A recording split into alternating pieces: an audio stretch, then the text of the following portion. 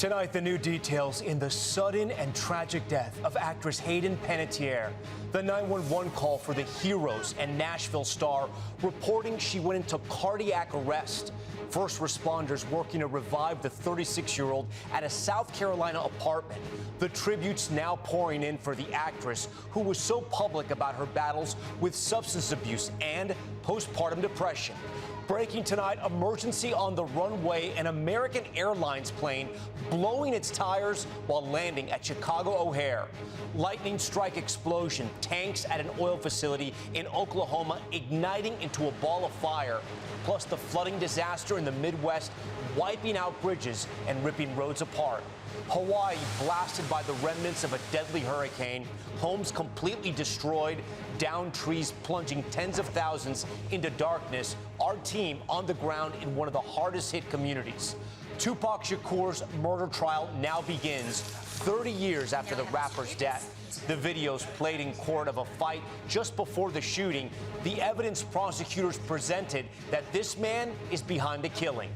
Fraternity cocaine ring, the biggest bust accusing current and former Penn State students of running a drug trafficking scheme, making pledges cut and package cocaine.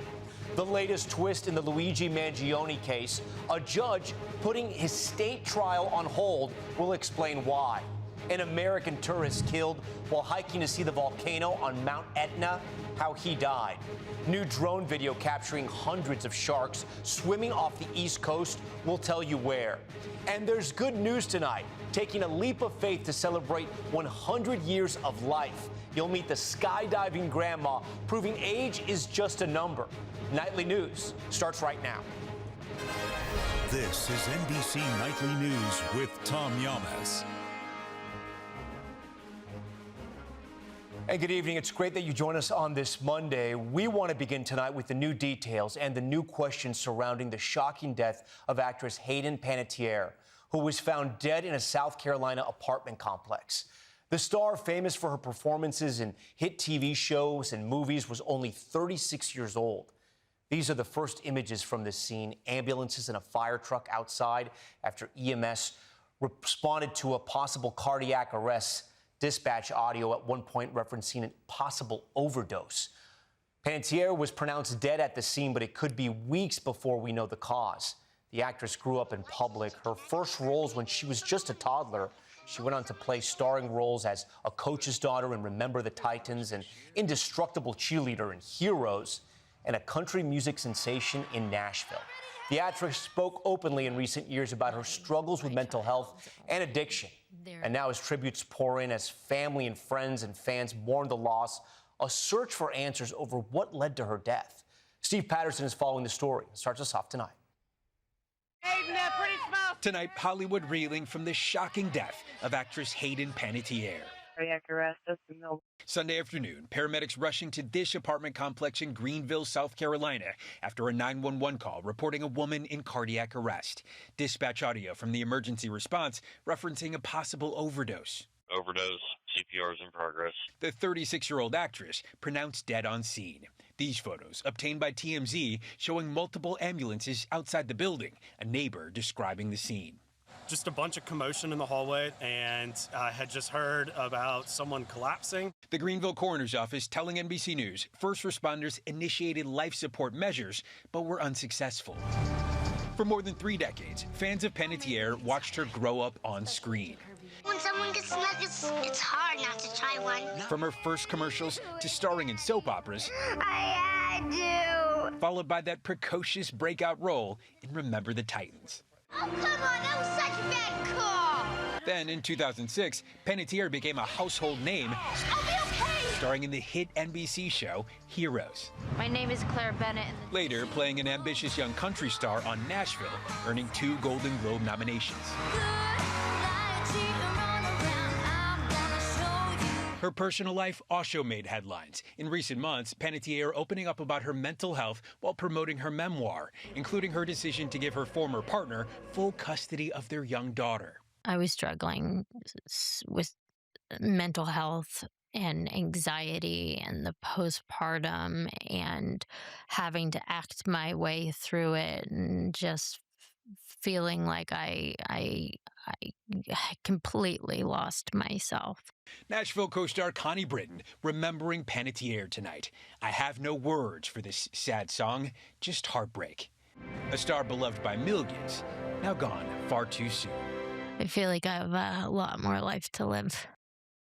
Steve Patterson joins us now. This is all so sad for her fans and for her family.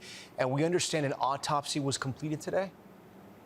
Yeah, Tom, the coroner revealing there were no signs of trauma that would have contributed to the star's death and that the official cause, it's still under investigation. Tom? Steve Patterson for us. We have breaking news tonight about a frightening landing at Chicago's O'Hare Airport after multiple tires were blown out. The second time this has happened in 2 weeks. Ryan Chandler has the latest. Tonight, an emergency on the tarmac at Chicago O'Hare. Fire trucks rushing to this American Airlines jet after the FAA says the crew reported 2 blown tires upon landing. American 360 requiring assistance. I heard he just blown a tire. No injuries, and no one's panicking. Everyone remains seated. The flight was arriving from New York's LaGuardia Airport with 180 people reported on board.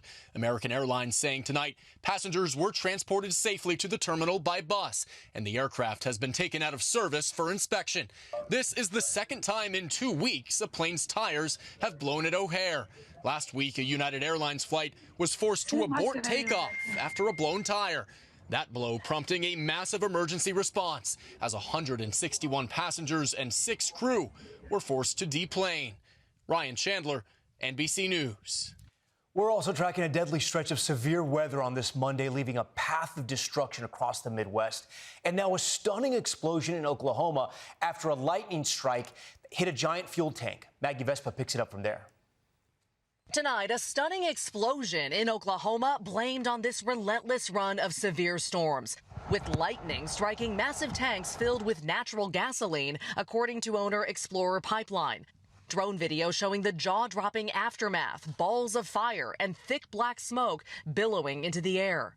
It follows a harrowing stretch of severe weather coast to coast, from hail in Colorado to flooding in Ohio. In hard-hit Indiana, fast-moving floodwaters wiping out bridges, ripping apart roads, and swallowing entire neighborhoods in Indianapolis. Firefighters fanning out in rafts, rescuing residents. State officials now saying more than 1,000 people were displaced from their homes and at least 7 killed, including 19-year-old Matthew Morey and 59-year-old Stephanie Sally, who authorities believe was swept away in her car. Today, as floods finally recede, people are pumping water out of their homes and power washing filth off their property. For many, what's inside is worse. Kenny McCree is raising 3 of his grandkids here, their rooms soaked.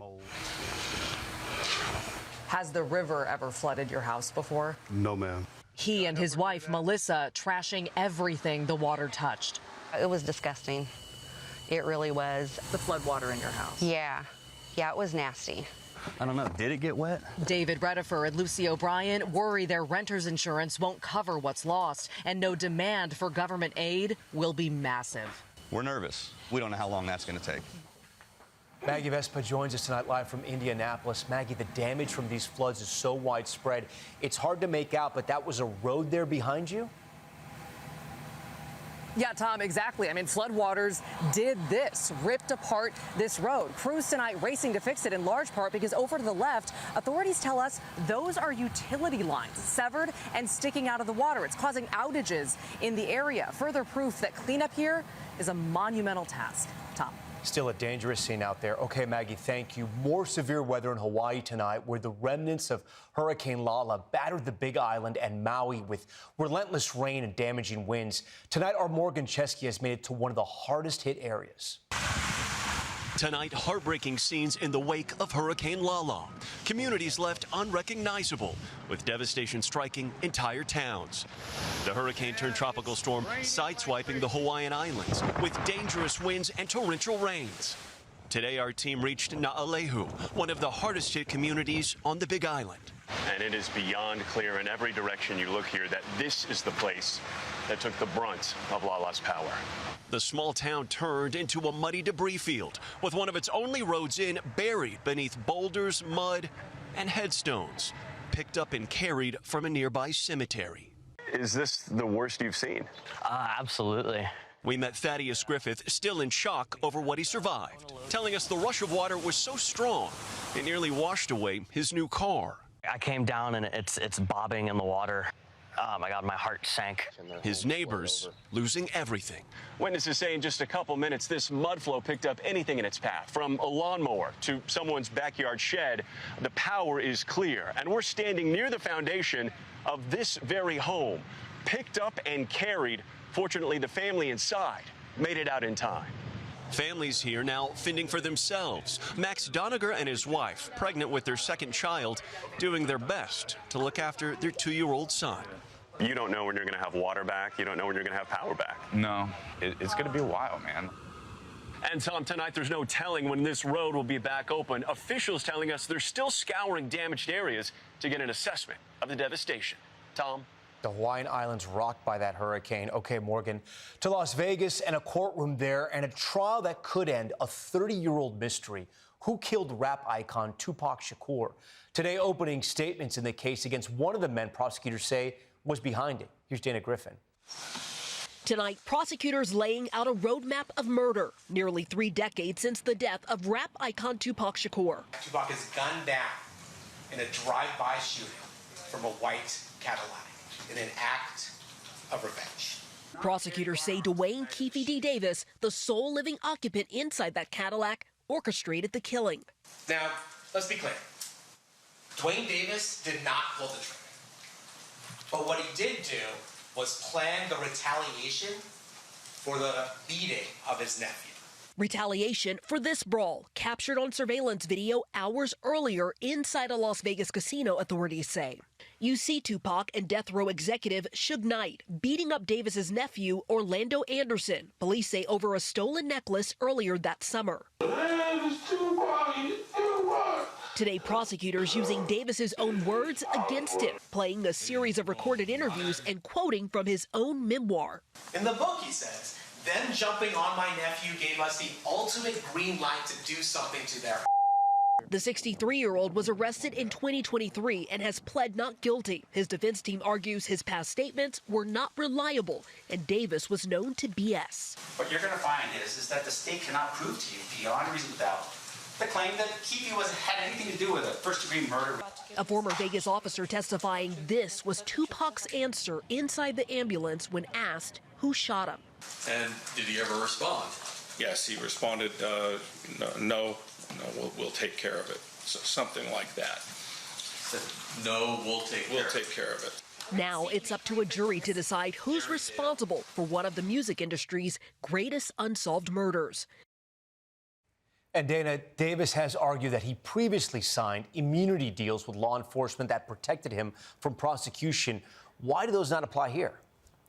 So Davis had an agreement with Los Angeles police connected to their investigation into the death of rapper Biggie Smalls. But prosecutors argued that Davis talking publicly about his involvement in Tupac's case made that agreement no longer valid. And some legal experts say had Davis kept his mouth closed, he wouldn't be on trial right now. Tom? Dana Griffin watching that trial for us. Dana, thank you. We want to head to the White House now because a deadline came and went today for the U.S. and Iran to strike a long-term deal to end the war. It comes as the president blasts key allies over the war. Garrett Haake reports from the White House. Tonight, the 60-day deadline to end the war with Iran, agreed to by President Trump and the Iranian regime, has now come and gone. The president pressed today on if the conflict's conclusion is any closer. They want to make a deal, but they're not going to make the kind of a deal that I feel is necessary. It's very simple. They can't have a nuclear weapon. The deadline was set as part of the ceasefire the president signed at Versailles in June. We reached an agreement with Iran that achieves everything we set out to accomplish. But both sides were soon again trading strikes and accusing each other of violating the deal, keeping gas prices hovering above $4 a gallon and largely halting traffic through the Strait of Hormuz, with just 3 ships tracked passing Sunday. Today, Special Envoy Jared Kushner saying the president is still open to an agreement. He'll make the right deal when the right deal is ready. But tensions with key allies are also rising. The president saying in a new interview that if Oman strikes a deal with Iran on the Strait that interferes with the U.S. peace process, quote, we'll bomb the S out of them. I don't think they behaved very well, but we'd handle them very easily. And blasting another key ally, South Korea, over what he said was its unwillingness to help deal with Iran. They said, wait a minute, we have 39,000 soldiers over there guarding you from Kim Jong-un, your next-door neighbor, and you're not going to help us on a very easy military operation in Iran? That's strange. The president also calling for joint military exercises with South Korea to be scaled back, citing his, quote, very good relationship with Kim. Tom? Garrett Hake at the White House. When we return in 60 seconds, the fraternity cocaine ring bust at Penn State. Students accused of making pledges pack kilos of the drug. Plus, the American tourist killed in Italy trying to get closer to an erupting volcano. And 100 years and zero fear, the grandmother skydiving to commemorate the century mark. And she says it won't be the last time. We're back now with news from Penn State, where students are being accused of running a drug ring out of an off-campus fraternity. Authorities saying the drugs were primarily packaged at fraternity houses by both brothers and pledges. Aaron McLaughlin has the details. Tonight, a massive drug bust at two fraternities near the Penn State University campus. There was nothing junior or childlike about this type of conduct. With 12 current and former Penn State students charged in connection with an off-campus cocaine ring, bringing in kilos of cocaine from Philadelphia and New York and using new pledges to cut and package the drugs at off-campus frat houses. We found a pattern of events that showed cutting and bagging cocaine was, for some pledges, an indoctrination into the Delta Upsilon and Sigma Chi fraternities. Authorities allege senior members of Delta Epsilon and Sigma Chi ran the drug operation inside their fraternities between 2023 and 2024. The alleged ringleader, Agostino Abatiello, an accounting student with a passion for numbers, according to his About Me page. Witnesses told the grand jury he was the university's largest drug dealer. One witness saying in court documents that he paid Abatiello more than $50,000 for drugs. Tonight, the Attorney General says Abatiello is still at large. Delta Epsilon telling NBC News members involved have either been expelled, suspended, or resigned. Penn State released this statement, saying it's horrified by the allegations, adding criminal activity, including hazing, has no place at our institution, noting it's cooperating with law enforcement any way they can. The defendants have yet to enter a plea. Aaron McLaughlin, NBC News. And we're back in a moment with a judge putting Luigi Mangione's state trial on hold. We'll explain why. Plus, shadows in the water. Look closely. What's luring hundreds of sharks off this Atlantic coast beach? Next. Welcome back. Today, a judge in New York putting the state trial for accused CEO killer Luigi Mangione on hold. You'll remember just Friday, Mangione pleaded guilty to federal charges, with his lawyers asking for the state case to be dismissed, citing double jeopardy rules. The judge now ordering prosecutors to respond to that request by October. Now to Sicily, where an American tourist has died after being struck by lightning. A 29-year-old man was hiking Mount Etna, Europe's largest volcano. Authorities now closing some parts of the volcano's slopes because it's been so active with explosions and heavy lava flows. And in North Carolina, drone video capturing what appears to be a school of hundreds of sharks swimming off the coast of Wilmington. The person that took the video says the sharks look to be 4 to 5 feet long. You even see a large stingray swimming among them. An expert tells us it's not uncommon for them to migrate to this area this time of year. All right, when we come back tonight, there's good news. What happened when one grandson dared his grandmother to jump out of a plane? The sky-high celebration just ahead. Oh, and she's 100. Wait till you see this video. Finally, there's good news tonight about a thrill-seeking grandma with a unique birthday tradition. She's celebrating a century on Earth by jumping out of a plane. For Ruby McNally, there was only one way to celebrate her 100th birthday. The California grandma trading a party for a parachute, celebrating a century of life on Earth by leaping out of a plane and skydiving over it. This jump, though, not her first. It's my third time. Third time jumping out of an airplane. That's right. What started as a dare from her grandson on her 80th birthday, turning into a once-a-decade tradition. At 100, you're not talking her out of anything. Yeah. As for how her family feels, they're all scaredy cats. They're all scaredy cats. this time, some of them are joining in on the fun. There's not that many other people on planet Earth that can say, hey, I'm going skydiving with my grandma that's 100, you know? I mean, it's pretty special. I hope that they'll carry on the tradition. For Ruby, it's a feeling unlike any other. We're out there flying, and it's a wonderful experience. And for me, it was exciting and ready to go again. So, will we see her jump again at 110? I'm aiming for it. I'm aiming for it. Happy birthday, Ruby. We'll see you in 10 years. And our thanks to our Sacramento affiliate, KCRA, for bringing us that great story. That's Nightly News for this Monday. I'm Tom Llamas. We thank you so much for watching. Tonight and always, we're here for you. Good night.